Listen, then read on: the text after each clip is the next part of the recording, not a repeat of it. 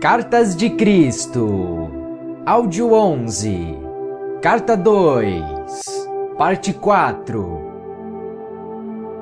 Eu verdadeiramente acreditava que, se eu pudesse demonstrar às pessoas tudo aquilo que me havia sido dado a compreender, perceberiam sua loucura anterior e se esforçariam por mudar sua forma de pensar e colocar o pé na direção do caminho da vida que conduz ao reino dos céus. Para este fim, eu estava disposto a dar minha vida. Por causa da interpretação errônea atribuída à minha missão pelos mestres judeus, minha verdadeira mensagem foi distorcida até não ser mais reconhecida. O propósito destas cartas é o de trazer às pessoas desta nova era a verdade sobre o que eu realmente falei para as multidões na Palestina. Portanto, voltando ao relato daquela época, deixe-me retroceder a um dia especial que deu frutos entre meus ouvintes e que produziu uma impressão duradoura nas mentes de meus discípulos. Assim, para mim, também esse foi um dia especialmente significativo. Eu me distanciei por um tempo da pressão das pessoas, indo às colinas rezar e meditar, buscando recarregar minhas baterias espirituais, fazendo uma profunda, forte e mais poderosa conexão com o Pai dentro de mim. Esta conexão era tão rapidamente obscurecida no interior de minha consciência, quando estava ocupado entre as multidões, que eu estava exausto. Chegando à caverna que utilizava quando me encontrava naquela área, puxei um pedaço de pano que ficava escondido sob uma pedra e me deitei para dormir. Ao invés de dormir, no entanto, senti imediatamente o fluxo da vida divina, o Pai, e o cansaço foi dissolvido enquanto meu corpo era carregado com o poder que é a fonte criativa de todo o ser. Fui elevado em consciência no interior de uma luz dourada, e enquanto viajava para o alto dessa luz, ela subitamente mudou para o mais puro branco. E eu soube que, em consciência, estava nos portais do equilíbrio, que é o eterno, o universal, a dimensão infinita que está além de toda a concepção da mente humana. Observei a luz, mas eu não fazia parte dela, nem ela estava poderosamente dentro de mim, uma vez que esta era a dimensão Deus do vazio, da não-forma do equilíbrio universal. Mas ela se comunicava comigo e infundia-me com seu brilhante amor. Isso, mais uma vez, gravou em mim que ela era o processo criativo, aperfeiçoador, curador, amor que governa toda a existência. Sabia que onde quer que houvesse necessidade, haveria satisfação, como o constante fluir das águas que enchem um lago. Onde reinava a miséria, haveria alegria, porque era a natureza do universal mover-se para o interior de cada coisa viva que tem necessidades, para trazer satisfação e alegria. Eu sabia que, onde não houvesse crescimento, surgiriam as circunstâncias para promover o crescimento. Eu sabia que, onde houvesse um sentimento de fracasso, desafios seriam providenciados para estimular as pessoas ao sucesso e à autoconfiança. Eu vi que este trabalho amoroso constantemente iniciado pelo Pai na vida das pessoas sobrecarregadas pode não ser reconhecido como um presente de amor pelas pessoas que o recebem. Elas podem estar tão afundadas em sua apatia, sentimentos de fracasso e na crença de que nada de bom lhes acontece, que não conseguem ver outra coisa em suas vidas além de suas próprias crenças e sentimentos.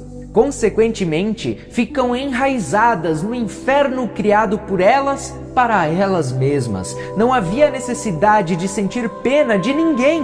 A única necessidade era ter um coração compassivo e a determinação de levar-lhe a verdade para curar sua ignorância.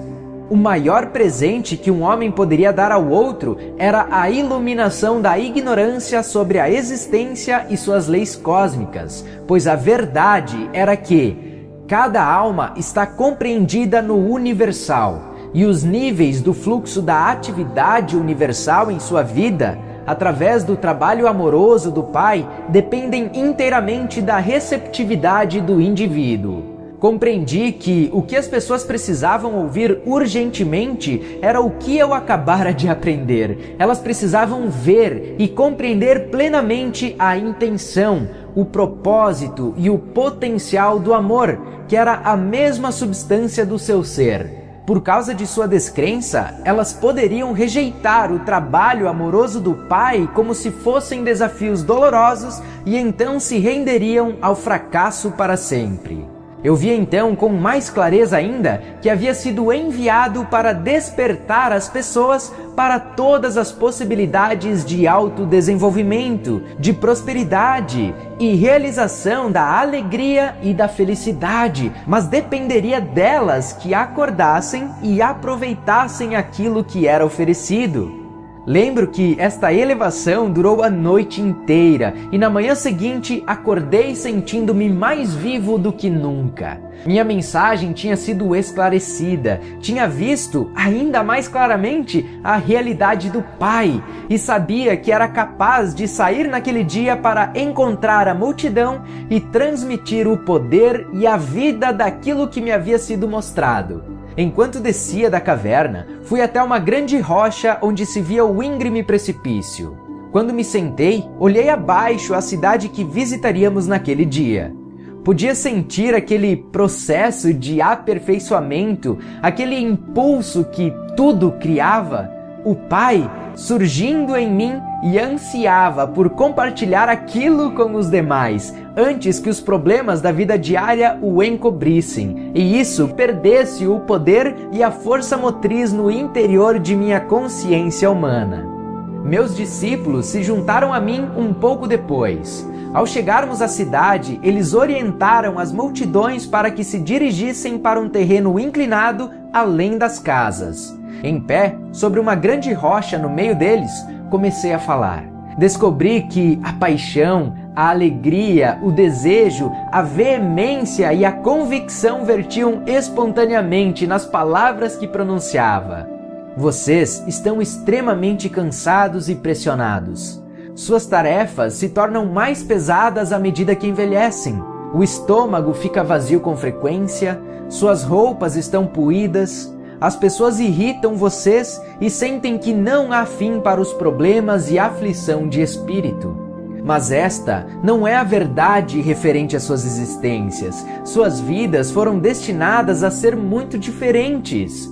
Se pudessem ver além dos seus sentimentos, se pudessem elevar suas mentes para fazer contato com o Pai dentro de vocês, poderiam ver e saber qual deveria ser o estado de suas existências. Perceberam que foram criados para desfrutar da abundância, da proteção, da boa saúde e da felicidade. Mas como vocês vivem cotidianamente suas vidas com medo do bem e do mal, acreditam e esperam estas coisas mais do que acreditam que o Pai é vida e amor abundante em vocês, que provê todas as coisas necessárias para a saúde e o bem-estar. São justamente as experiências que mais temem aquilo que atraem para suas vidas e seus corpos. São as suas crenças a respeito do bem e do mal que obscurecem, turvam tudo o que o Pai tem reservado para vocês, se acreditarem no Pai Amor. Vocês julgam o seu hoje e esperam do seu amanhã o mesmo que experimentaram no passado. Em consequência, seus males de ontem são continuamente repetidos no futuro. Vocês estão escravizados por suas memórias e crenças inabaláveis de que o que aconteceu no passado deve voltar a acontecer para oprimi-los e feri-los. Não precisam curar seus corpos ou tentar melhorar suas vidas. Precisam curar suas crenças.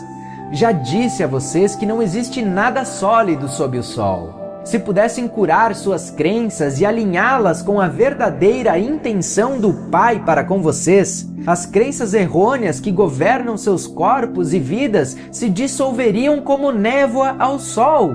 Cada circunstância de suas vidas se voltaria imediatamente para a intenção divina que está por trás de toda a criação. vocês comprovariam que para cada dificuldade, para qualquer necessidade de qualquer tipo, há sempre um meio para pôr fim às dificuldades. Há sempre alguma coisa na cesta para atender às suas necessidades. O que acreditam que acontece quando os doentes vêm a mim e ponho minhas mãos sobre eles? Estou pensando em doença? Estou querendo saber se a pessoa será curada? Tenho medo de que o pai esteja dormindo ou tão distante que não possa ouvir-me? Não! Se meus pensamentos fossem incrédulos como estes, não haveria cura. Quando a pessoa se aproxima de mim pedindo que a cure, imediatamente me alegro, porque eu sei que o poder que é o Pai está em mim, preparado e aguardando para curar no momento que eu assim pedir. Eu agradeço porque sei que a vontade do Pai é a saúde e não a doença. Portanto, rezo para que a vontade do Pai seja feita no doente. No momento em que removo a crença da doença do corpo do doente e sei que a vontade do Pai de saúde está fluindo para o seu sistema, o mesmo se dá com a aparência. A aparência de doença se transforma em realidade do Pai Saúde e o corpo recupera sua saúde novamente. A doença nada mais é do que uma baixa na vitalidade, uma redução da vida na parte afetada. Restaure o Pai Vida na verdadeira intenção e no plano do seu sistema, e o sistema inteiro funcionará como deveria. Foi dito que Deus manda enfermidades, pragas, penúrias e destruição às nações quando não obedecem às suas leis. Foi dito que vocês mesmos são castigados por um Deus irado por causa dos pecados que cometeram. O que é o castigo, senão a maldade sob o disfarce de bondade? Eu digo a vocês que o mal não vem de Deus. Como pode Deus estar nas duas partes, no bem e no mal? É apenas em suas mentes que vocês concebem o bem e o mal. É apenas em seus corações que pensam e sentem desta forma. Estes pensamentos e sentimentos não têm nada a ver com o verdadeiro Deus, que é o Pai dentro de vocês, que traz todo o bem se assim acreditarem. É a crença no bem e no mal que há em seus corações que traz para vocês a doença. Na realidade, vocês vivem no reino dos céus que está em vocês e são governados pelo Pai. Porém, porque acreditam nos castigos de Deus, porque acreditam que somente os sacrifícios no templo os salvarão, porque acreditam que são herdeiros da doença, da pobreza e da miséria, vocês criam com suas mentes as mesmas coisas que não desejam. Não se sintam abatidos, alegrem-se, sejam felizes e saibam que aqueles que passam necessidades, longe de ser castigados e abandonados por Deus, ainda que tenham pecado, são verdadeiramente abençoados.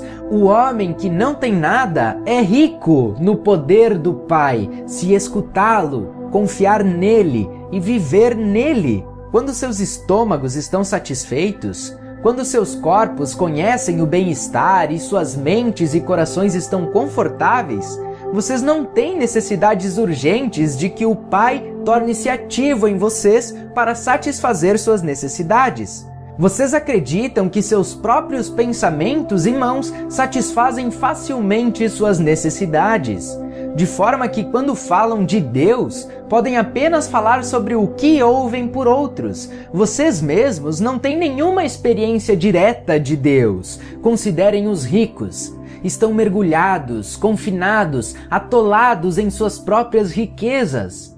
Eles levantam de manhã e se ocupam de seus assuntos diários, sem nada saber a respeito do poder do Pai que está neles. Ocupam-se com os pensamentos que aumentarão suas riquezas e reforçarão seu eu. Eles dão ordens que sobrecarregam aqueles que os servem e vivem suas vidas de acordo com suas próprias escolhas.